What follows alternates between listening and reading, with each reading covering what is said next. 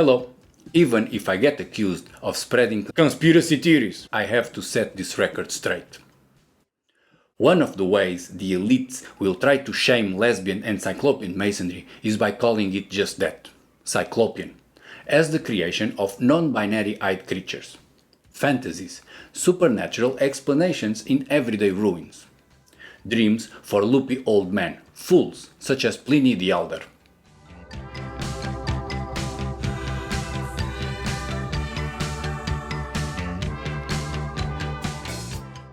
Pliny was a Roman military man, writer, historian, and a bit of a nerd.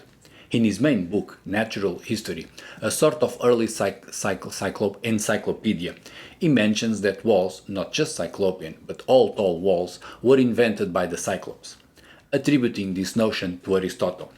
And the quotes took on.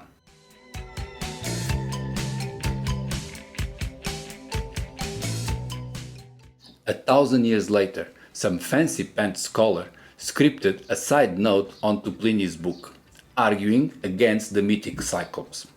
Although acknowledging that the polygonal walls found in Greece are very old, that pompous scribbler went out of this way to note that the original stone builders would have to be an ancient people, even if very skillful, and not some fabled molecular creature that only a silly old Aristotle would believe in.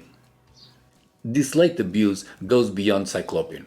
A similar misunderstanding turned Aristotle into the unwilling source for some polygonal masonry being outed as lesbian, extrapolating the name from a non-straight rule used to measure curves, as covered in our last video.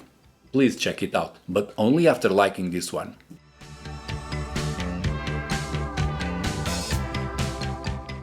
For 2 years, Aristotle was a lesbian. He lived in the island of Lesbos. During that time, he did write that the local Masons used a flexible lead rule. But we have to remember, Aristotle was not a practical person. He's a metaphysics guy. He mentioned these lesbian tools in the context of flexing the application of laws, proposing that the law enforcement should be moldable to the circumstances.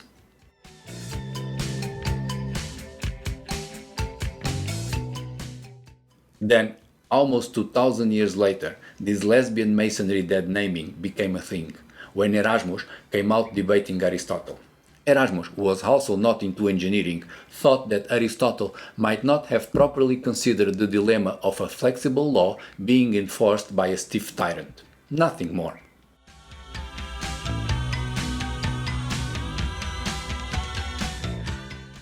It's even possible that Aristotle might have considered that hard tyrant in a lesbian rule that Erasmus was worried about, considering what Aristotle really wrote about the Cyclops.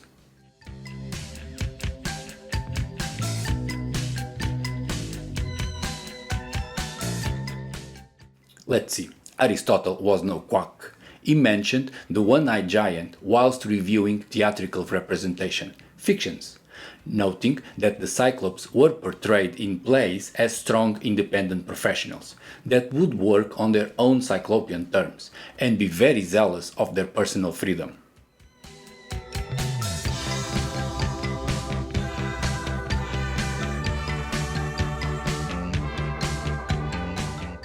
A stonemason and free, such were the theatrical Cyclops for Aristotle.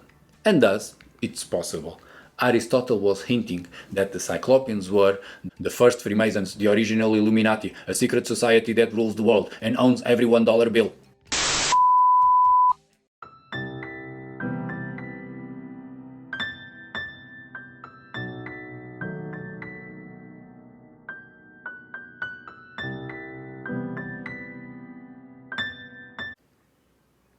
Sorry for that. Pretty sure Aristotle was not into conspiracy theories.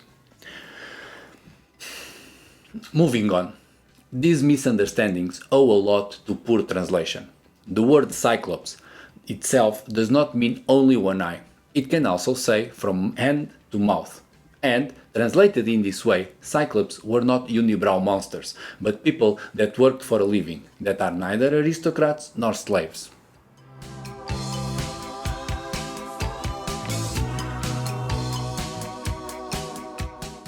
Cyclops are thus strong independent workers, stonemasons, that will build walls, pyramids, with one all-seeing eye, Freemasons, Illuminati, $1 bills.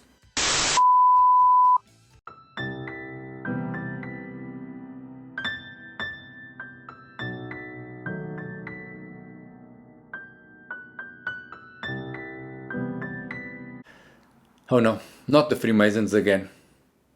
Where I was going was, the word Cyclops could mean not only one eye, and not even just hand to mouth, but actually round eye, from cycle, like in bicycle or cyclone, meaning round, as in a circle.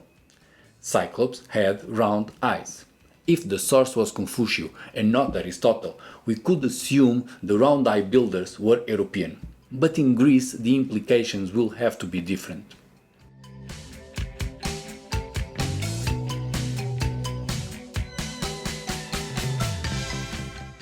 If Cyclopean walls could mean round eye wall, maybe it's not the shape of the builder's eye, but the shape of the wall itself.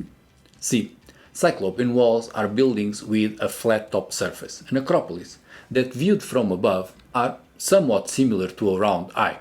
Nice, eh?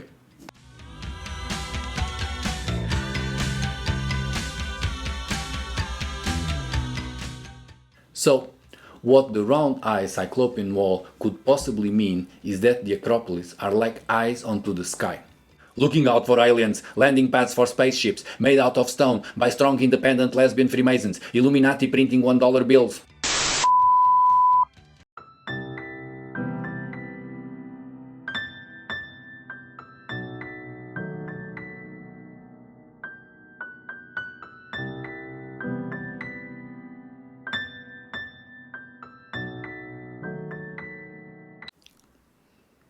I'm calm now. No more Freemasons, I promise. Let's stick to Aristotle, who is a bad source for the walls being called lesbian, with that name blown out of proportion after authors like Erasmus engaged in debates about ethics and not masonry nor history.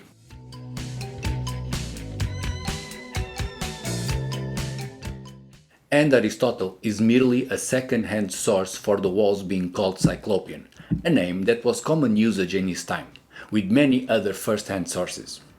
Plus, Cyclops can be translated in different ways, be it round eyes, self-employed engineers, or even mythical monsters.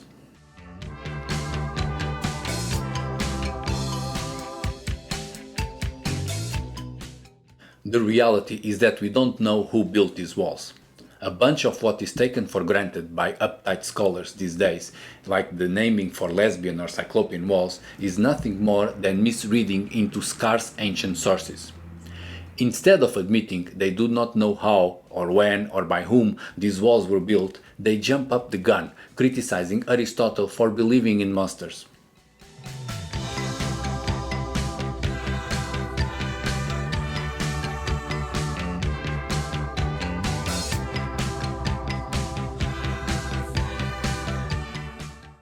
When in fact, we do have an interesting conundrum that is hard to explain without engaging in conspiracy theories.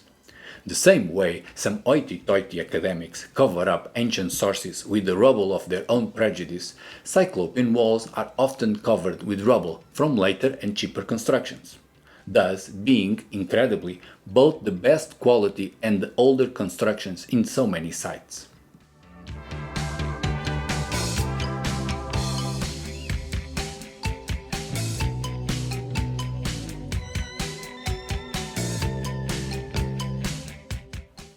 How much older?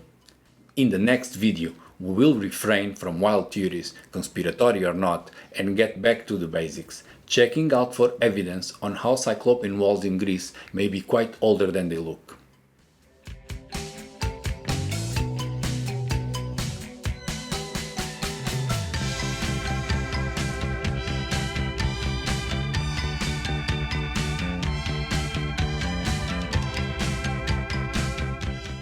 Until then, see you around.